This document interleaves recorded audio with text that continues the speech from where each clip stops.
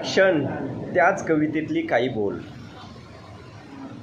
थक्क झालो फक्त तूच माझ्या मनी विचार केला मी. थक्क झालो फक्त तूच माझ्या मनी विचार केला मी. तुला मात्र मनात बसवलं त्याच क्षणी.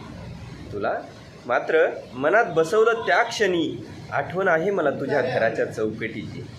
आठवण आहे मला तुझ्या घराच्या चौकटीची. ध्यानी राहील तो दिवस आठवण मात्र तुझी.